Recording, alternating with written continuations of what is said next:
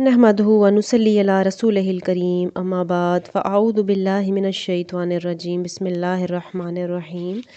رب اشرح لی صدری ویسر لی امری واحلل عقدۃ من لسانی یفقہوا قولی۔ سورہ آل عمران آیت نمبر 110۔ کنتم ہو تم خیرہ بہترین امت اخرجت جسے پیدا کیا گیا ہے للناس انسانوں کے لیے، تأمرون بالمعروف حکم دیتے ہو تم اچھے کاموں کا، وتنہون اور منع کرتے ہو عن المنکر برے کاموں سے، وتؤمنون باللہ اور ایمان رکھتے ہو اللہ پر۔ ولو اور اگر کہیں آمنا ایمان لے آتے اہل الکتابی اہل کتاب بھی، لکانا تو ہوتا خیر لہم بہت بہتر ان کے حق میں، منہم ان میں سے تھوڑے ہیں المؤمنون جو مومن ہیں،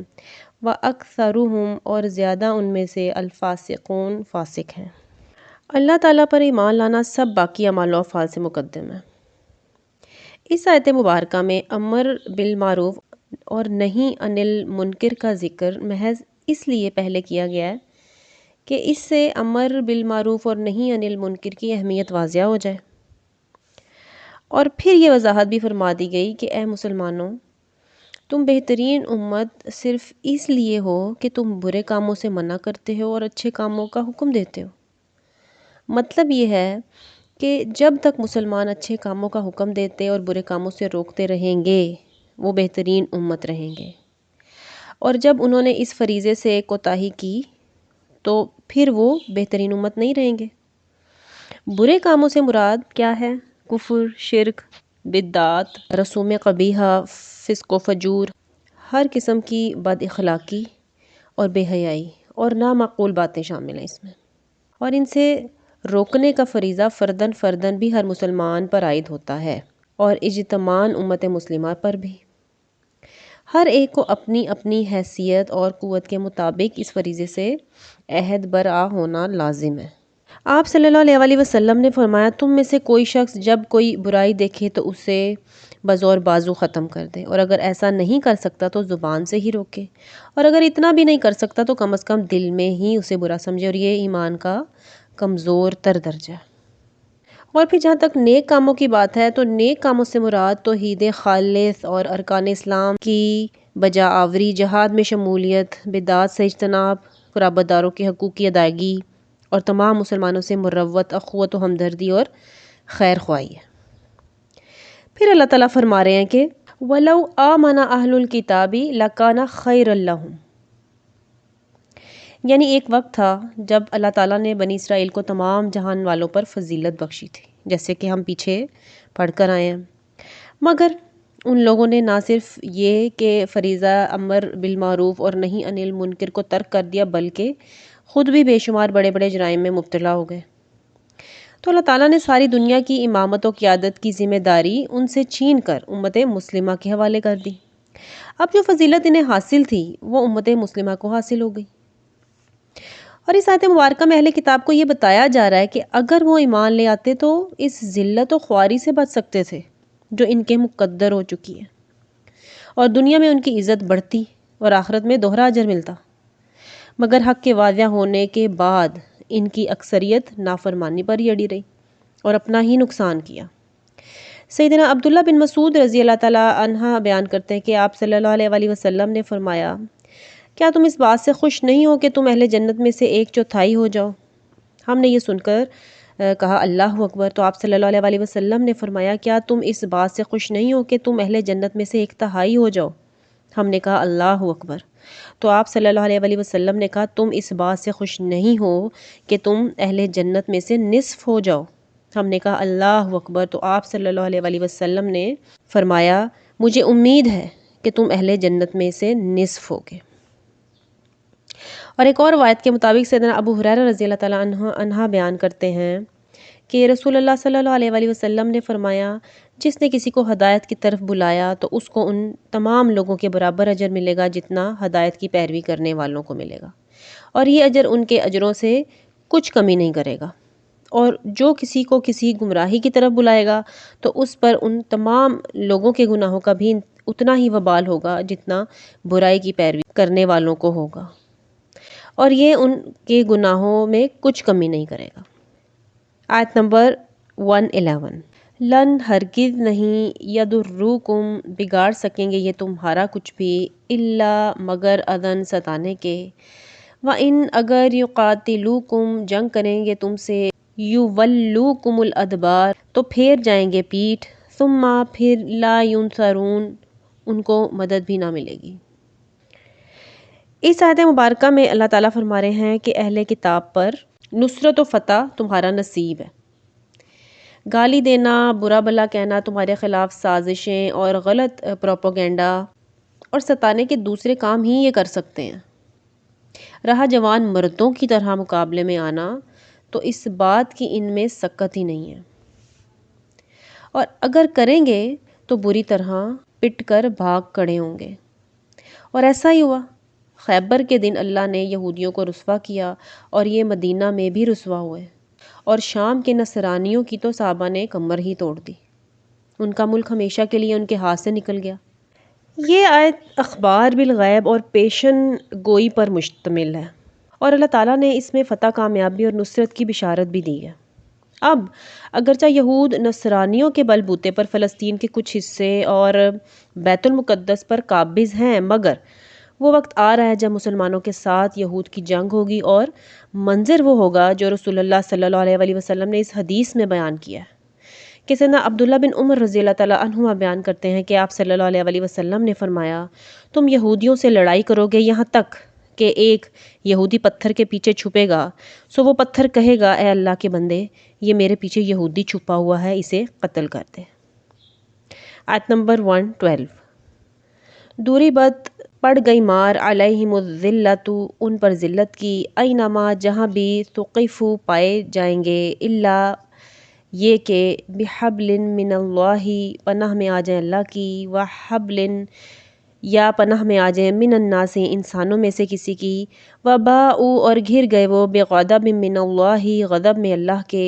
وضربت اور پڑ گئی مار علیہم المسکنہ ان پر محتاجی کی، ذالک یہ بانہم اس لیے ہوا کہ کانوا یکفرون وہ انکار کرتے تھے، بآیات اللہ اللہ کی آیات کا،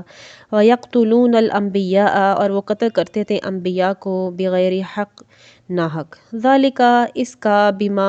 سبب یہ تھا کہ عصوا وہ نافرمان تھے، وکانوا یعتدون اور حد سے بڑھ جاتے تھے۔ اس آیت مبارکہ میں اللہ تعالیٰ نے یہود کی ذلت اور رسوائی کے اسباب بیان فرمائے ہیں۔ سب سے پہلے انہوں نے اللہ کی نافرمانی کی، راہ اختیار کی اور حدود اللہ سے تجاوز کرنے لگے۔ ان گناہوں کا ان پر یہ اثر ہوا کہ بڑے بڑے جرائم پر یہ دلیر ہو گئے، جیسے اللہ کی آیات کا انکار کر دینا، انہیں چھپانا، ان میں تحریف کر لینا، حتیٰ کہ وہ انبیاء کے قتل کے مرتکب ہوئے۔ پھر جب بدبختی کی انتہا کو پہنچ گئے تو ان پر اللہ کا غضب نازل ہوا، جس کے نتیجے میں ذلت اور رسوائی اور محتاجی ہمیشہ ہمیشہ کے لیے ان کے مقدر کر دی گئی۔ اس آیت مبارکہ میں اس سے بچاؤ کی دو صورتیں بتائی گئی ہیں، ایک یہ کہ اللہ کی ذمہ داری کی پناہ میں آ جائیں، یعنی اسلام قبول کر لیں یا اسلامی مملکت میں جزیہ دے کر ذمہ کی حیثیت سے رہنا قبول کر لیں، اور دوسری صورت جو بتائی جا رہی ہے کہ لوگوں کی پناہ ان کو حاصل ہو جائے، جیسا کہ ہم دیکھتے ہیں کہ 1947 تک باوجود اس کے کہ یہ دنیا کی مالدار ترین قوم تھے، دنیا میں در بدر پھرتے رہے۔ پھر 1947 میں ہی 3 عیسائی حکومتوں برطانیہ، فرانس اور امریکہ کی مدد سے انہوں نے مختصر سے خطے پر اپنی ایک الگ حکومت قائم کر لی، جسے کئی ممالک نے تاحال تسلیم نہیں کیا، اور آج بھی اسرائیل کو امریکہ کی مکمل حمایت حاصل ہے، اور اس کے دم قدم سے یہ اپنا وجود قائم رکھے ہوئے ہے۔ اگر امریکہ کا سایہ اس کے سر سے اٹھ جائے تو فوراً اس کا وجود ختم ہو جائے گا۔ پھر اللہ تعالیٰ آیت نمبر 113 میں ارشاد فرما رہے ہیں، لیسوا سواء نہیں ہے سب اہل کتاب ایک جیسے، من اہل الکتاب امۃ اہل کتاب میں کچھ لوگ ایسے بھی ہیں، قائمۃ جو قائم ہیں،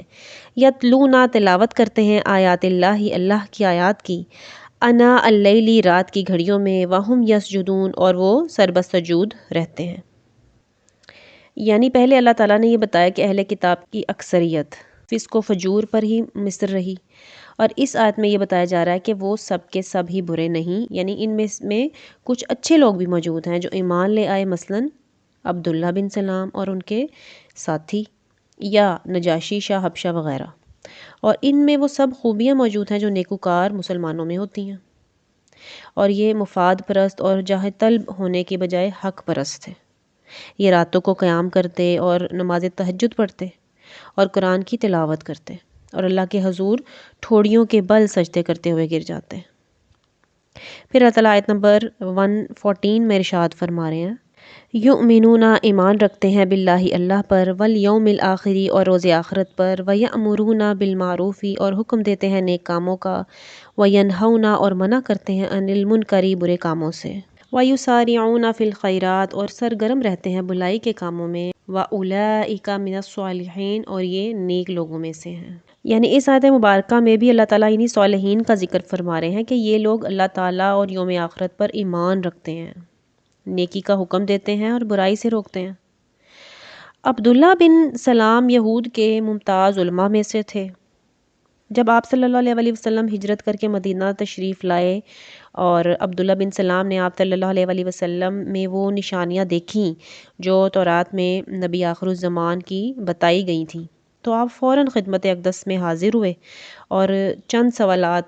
پوچھنے کے بعد اسلام لے آئے۔ پھر آپ نے ہی رسول اللہ صلی اللہ علیہ وسلم کو یہود کی چالوں سے آگاہ کیا،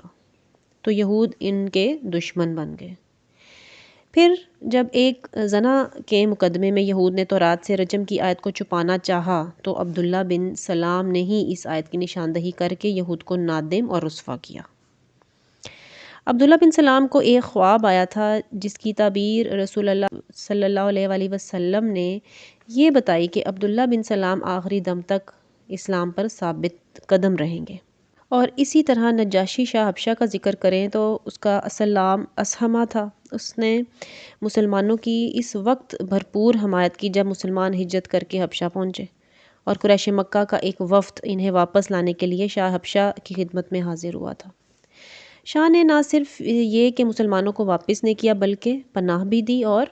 برملا اعتراف کیا کہ سیدنا عیسیٰ علیہ السلام اور مریم علیہ السلام کے معاملے میں مسلمانوں کے عقائد بالکل درست اور عیسیٰ علیہ السلام کی تعلیمات کے عین مطابق ہیں۔ پھر مسلمانوں سے بہتر سلوک کیا۔ اس کے باقاعدہ اسلام لانے کی تفصیل تو نہیں ملتی، تاہم جب وہ فوت ہوا تو آپ صلی اللہ علیہ وسلم نے مسلمانوں کو اس کی وفات پر مطلع کر کر فرمایا کہ اپنے بھائی کی نماز جنازہ پڑھو، تو اس کی غائبانہ نماز جنازہ پڑھی گئی۔ اس سے معلوم ہوتا ہے کہ فی الحقیقت وہ اسلام لا چکا تھا۔ پھر آیت نمبر 115 میں اللہ تعالیٰ ارشاد فرما رہے ہیں، وما اور جو بھی یفعلوا کریں گے یہ من خیرن کوئی نیکی، فلن یکفروا تو ہرگز نہ کی جائے گی نا قدری اس کی، واللہ اور اللہ علیم بالمتقین خوب جانتا ہے ان لوگوں کو جو اس سے ڈرتے ہیں۔ اس آیت مبارکہ میں بھی اللہ تعالیٰ اہل کتاب کے انہی منصف مزاج لوگ جو ایمان لے آئے ان کے اسلام لانے سے پہلے کے اچھے کاموں کا انہیں بدلہ دیا جائے گا، کیونکہ اسلام لانے کے دو فائدے ہیں اور وہ احادیث صحیح سے ثابت ہیں۔ ایک یہ کہ اسلام لانے سے پہلے کے گناہ معاف کر دیے جاتے ہیں، اور دوسرا یہ کہ اسلام لانے سے پہلے نیک اعمال برقرار رکھے جاتے ہیں، یعنی دور کفر کے اچھے کاموں کا بھی انہیں ثواب عطا کیا جائے گا، اور کافروں کا معاملہ اس کے برعکس ہوتا ہے، یعنی ان کی نیکیاں برباد اور گناہ لازم ہوتے ہیں۔ سیدنا ابو موسیٰ اشعری رضی اللہ تعالیٰ عنہ بیان کرتے ہیں کہ آپ صلی اللہ علیہ وسلم نے فرمایا 3 شخص ایسے ہیں جن کے لیے دگنا ثواب ہے۔ نمبر 1 وہ شخص جو اہل کتاب میں سے ہو، اپنے نبی پر ایمان لایا ہو اور پھر محمد صلی اللہ علیہ وسلم پر بھی ایمان لے آئے۔ نمبر 2 مملوک غلام، جبکہ وہ اللہ کے حق کو اور اپنے مالکوں کے حق کو ادا کرتا رہے۔ نمبر 3 وہ شخص جس کے پاس اس کی لونڈی ہو، اس نے اسے ادب سکھایا اور عمدہ تربیت کی اور اسے اچھی اور عمدہ تعلیم دی، پھر اسے آزاد کر دیا اور اس سے نکاح کر لیا، بس اس کے لیے دگنا ثواب ہے۔ آیت نمبر 116، ان الذین، بے شک وہ لوگ جنہوں نے کفروا، کفر اختیار کیا، لن ہرگز نہیں، تغنی عنہم بچا سکیں گے ان کو، اموالہم ان کے مال، ولا اور نہ، اولادہم ان کی اولاد، من اللہ شیئا اللہ کی گرفت سے ذرا بھی، واولئک اور یہ لوگ، اصحاب النار دوزخی ہیں، ہم فیہا خالدون یہ اس میں ہمیشہ رہیں گے۔ یعنی یہاں اللہ تعالیٰ نے اہل کفر کا حال بیان کیا کہ ان کا مال اور ان کی اولاد جن پر وہ بہت فخر کرتے ہیں، اللہ کے عذاب کو ان سے نہیں ٹال سکیں گے، اور ان کا ٹھکانہ جہنم ہوگا جس میں وہ ہمیشہ ہمیشہ رہیں گے۔ نہ ان کا کام تمام کیا جائے گا کہ وہ مر جائیں، اور نہ ان سے اس کا کچھ عذاب ہی ہلکا کیا جائے گا۔ آیت نمبر 117، مثل مثال ما اس کی جو ینفقون خرچ کرتے ہیں، فی حاذل حیات الدنیا یہ لوگ اس دنیاوی زندگی میں، کمثل ریح اس ہوا کی سی ہے، فیہا جس میں ہو، سر سخت سردی، اصابت جو چلے، ہرثا کھیتی پر، قوم ایسے لوگوں کی، ظلموا جنہوں نے ظلم کیا ہو، انفسہم اپنی جانوں پر، فاہلکتہ اور برباد کر دے وہ اس کھیتی کو، وما اور نہیں، ظلمہم اللہ کیا ظلم ان پر اللہ نے، ولیکن بلکہ، انفسہم وہ تو خود اپنے اوپر، یظلمون ظلم کرتے ہیں۔ جیسا کہ ہم نے پچھلی آیت میں پڑھا کہ قیامت والے دن کافروں کے نہ مال کچھ کام آئیں گے اور نہ اولاد، اور اس آیت مبارکہ میں اللہ تعالیٰ فرما رہے ہیں حتیٰ کہ رفاہی اور بظاہر بھلائی کے کاموں پر وہ جو کچھ خرچ کرتے ہیں وہ بھی بیکار ہو جائے گا۔ ان کی مثال ایسی ہے جیسے کسی قوم کا کوئی ہرا بھرا باغ یا کھیت ہو جسے دیکھ دیکھ کر وہ خوش ہو رہے ہوں، کہ اچانک ایک سخت ٹھنڈی ہوا چلے جس میں آگ کسی تیزی ہو جو اسے مارے ٹھنڈک کے جلا دے۔ یعنی کافروں کو ان کے کارہائے خیر کا کوئی فائدہ نہیں پہنچے گا، کیونکہ ایمان کے بغیر کوئی عمل بھی اللہ کے نزدیک قابل قبول نہیں ہے۔ یعنی اس آیت میں کافر کے صدقہ خیرات اور رفاہی کاموں کو آخرت میں بے فائدہ اور ضائع ہونے کے اعتبار سے ایسی کھیتی سے تشبیہ دی جا رہی ہے جو دیکھنے میں سرسبز و شاداب نظر آئے لیکن یکا یک سرد ہوا چلے اور اسے تباہ و برباد کر کے رکھ دے۔ وما ظلمہم اللہ ولکن انفسہم یظلمون، یعنی ان کے اعمال جو ضائع اور برباد ہوئے تو اس وجہ سے نہیں کہ اللہ تعالیٰ نے ان پر ظلم کیا، بلکہ خود ان کے اپنے ظلم کا نتیجہ ہے۔ اللہ تعالیٰ کی ذات سے ظلم کی نفی کرتے ہوئے سیدنا انس رضی اللہ تعالیٰ عنہ بیان کرتے ہیں کہ آپ صلی اللہ علیہ وآلہ وسلم نے فرمایا، اللہ تعالیٰ مومن پر کسی بھی نیکی کے سلسلے میں کوئی ظلم نہیں کرے گا، دنیا میں بھی اسے اس نیکی کا بدلہ دیا جائے گا اور آخرت میں بھی اسے اس نیکی کا بدلہ دیا جائے گا۔ رہا کافر، جو نیکیاں اس نے اللہ کے لیے کی ہوں گی ان کا بدلہ اسے دنیا میں دے دیا جائے گا، یہاں تک کہ جب وہ آخرت میں پہنچے گا تو اس کے پاس کوئی نیکی نہیں ہوگی جس کا بدلہ اسے دیا جائے۔ آیت نمبر 118، یا ایہا الذین آمنوا اے ایمان والو، لا تتخذوا مت بناؤ، بطانۃ من دونکم رازدار کسی کو اپنوں کے سوا، لا نہیں، یعلونکم اٹھا رکھیں گے وہ کوئی کسر تمہیں، خبالن نقصان پہنچانے میں، ودو محبوب رکھتے ہیں وہ، ما اس بات کو جو، انت تم مصیبت میں مبتلا کرے تمہیں، قد بدات البغضاء پھوٹا پڑتا ہے بغض و عناد، من افواہہم ان کے منہوں سے، وما اور جو کچھ تخفی چھپائے ہوئے ہیں، صدورہم ان کے سینے، اکبر وہ اس سے کہیں بڑھ کر ہے،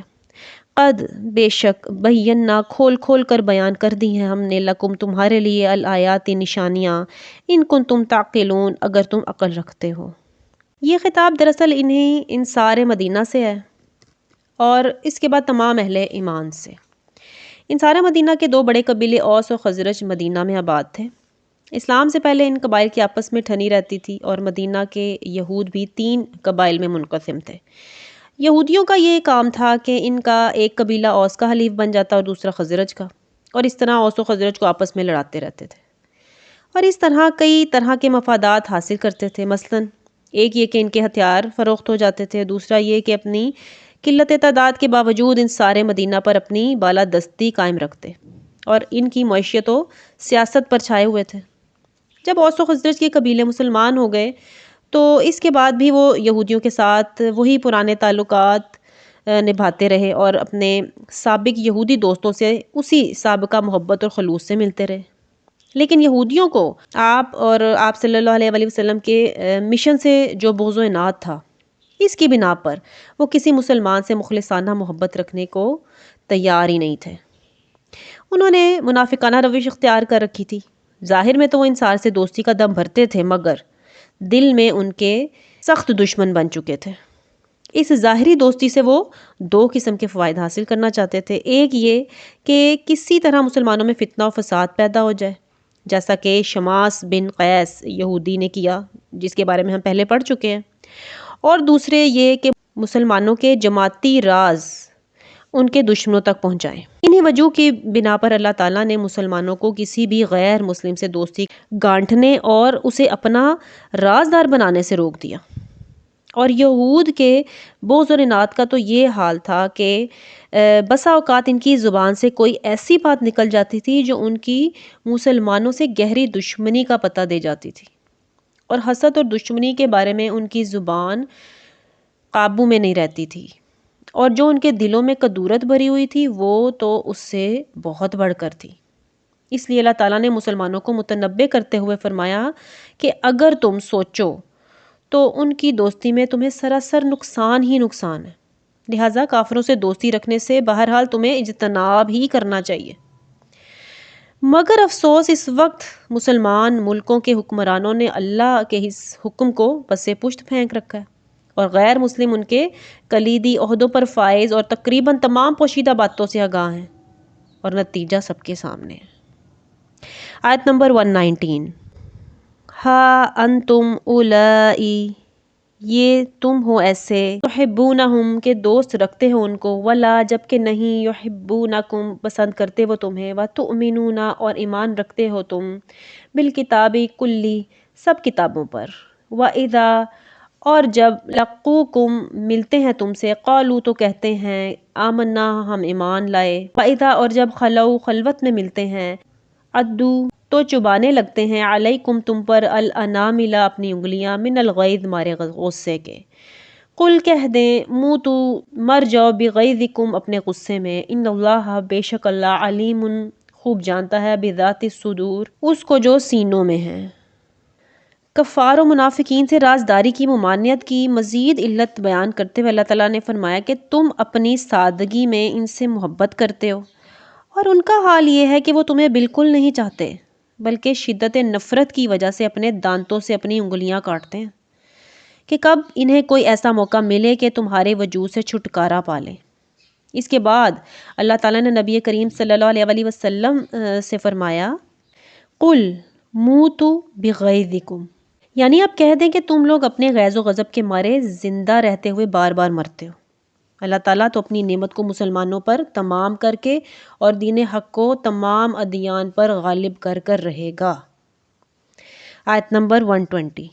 ان تمسسکم اگر چھو بھی جاتی ہے تم کو، حسنتن کوئی بھلائی، تسؤہم تو برا لگتا ہے انہیں، وَإِن اور اگر تصبکم پہنچتی ہے تم کو، سیئۃ کوئی تکلیف، یفرحوا تو وہ خوش ہوتے ہیں، بہا اس پر،